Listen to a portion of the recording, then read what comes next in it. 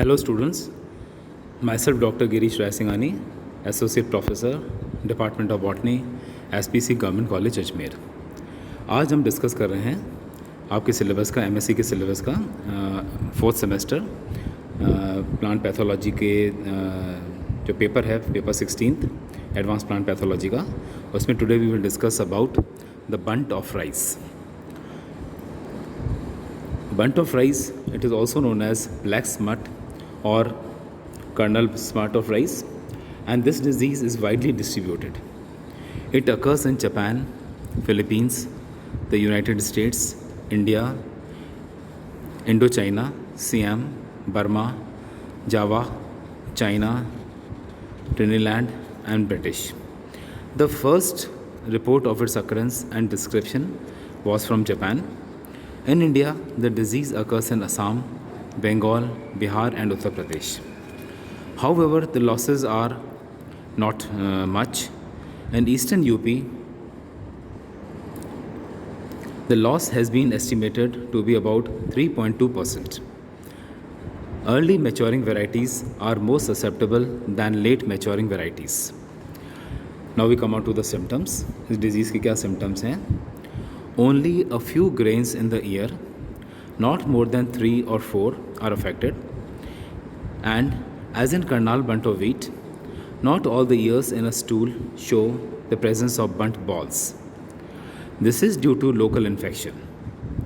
The disease being not systemic in nature, very often the entire grain is not transformed into a sorus, a portion remaining free from spores. Mostly the sori are hidden by the glooms, making the smutted kernels inconspicuous in the field or in the threshed grains unless the sorus is broken.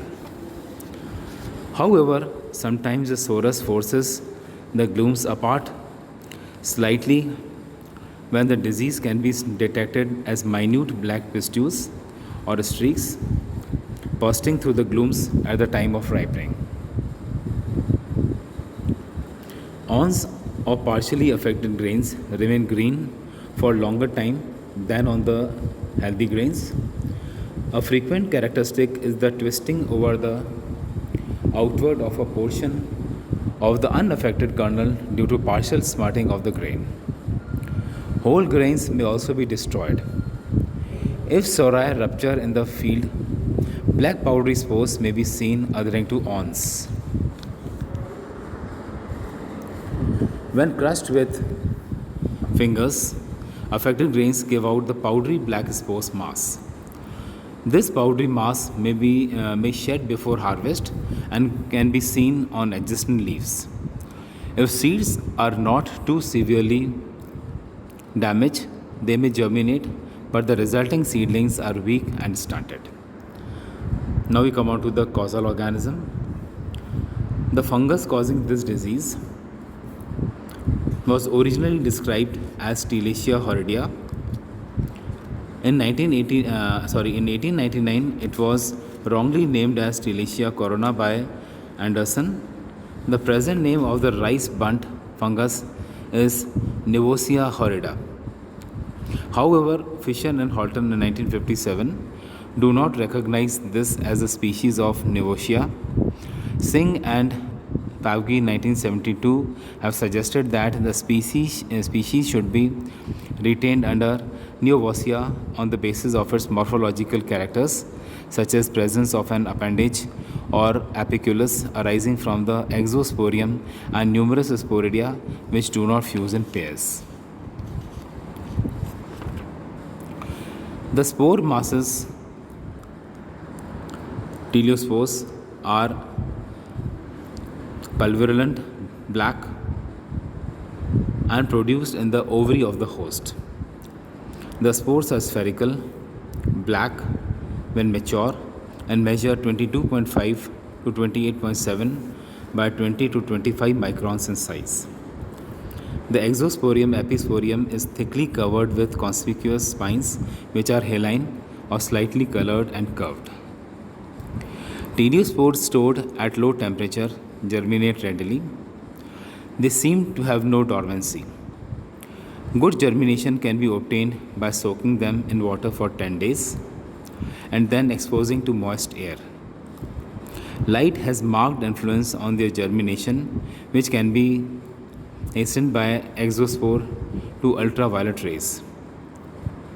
The spore becomes lighter in color, absorbs moisture, and swells before the germination. The mature spore containing a single diploid nucleus, which also enlarges and undergoes successive divisions. In the spore itself, the exospore cracks open and short, thick, haline, and cylindrical promycelium emerges out. The four nuclei in the spore migrate into the promycelium. In this figure, you can see during the process of further elongation of the promycelium and migration of nuclei, another mitotic division occurs and 8 nuclei are formed. Subsequently, with full development of the promycelium, further mitotic divisions increase the number of nuclei to 40 or more. These nuclei move towards the tip of the promycelium, where small projections have already appeared. These projections ultimately elongate to form sporidia. You can see in this diagram.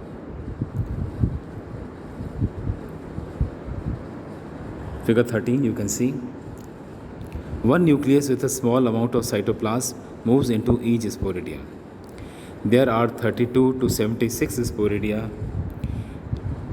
in a whorl at the tip of the promycelium.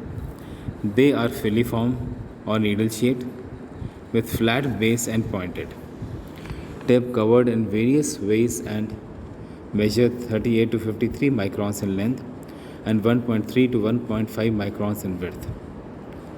They do not fuse in pairs or form H-shaped structures.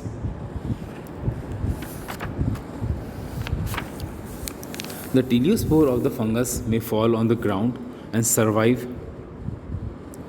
Before we discuss the germination, the nuclei which we have discussed earlier, they conjugate division to form nuclei for subsequent secondary sporidia.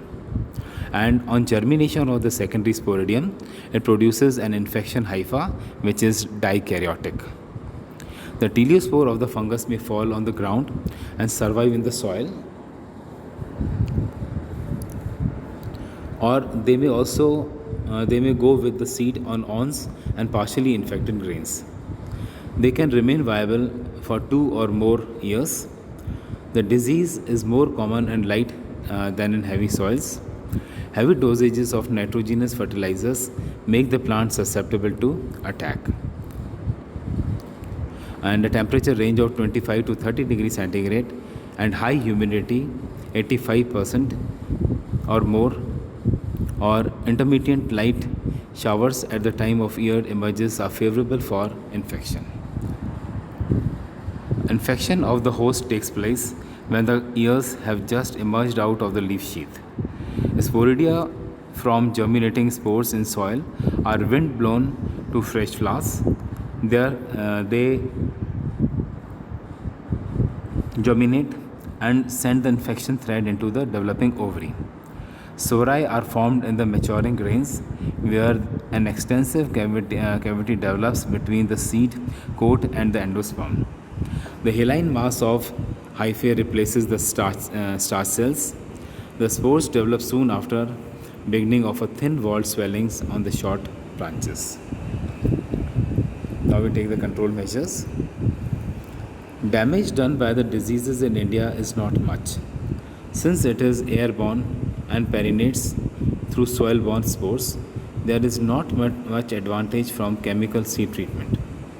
Field sanitation, crop rotation, and use of resistant varieties are recommended control measures.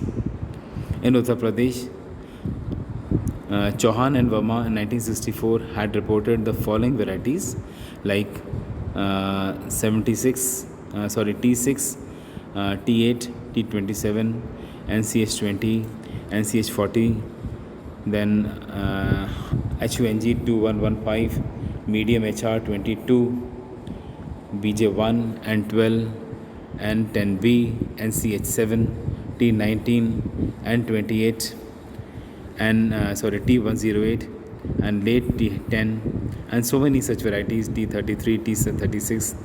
However, this resistance may be due to the effect of environment. So this was all about the bunt of rice, and the next lecture we will take the next disease in your syllabus, and the diseases which we are discussing, the topic which you have taken today, it is from the book The Plant Diseases by R.S. Singh.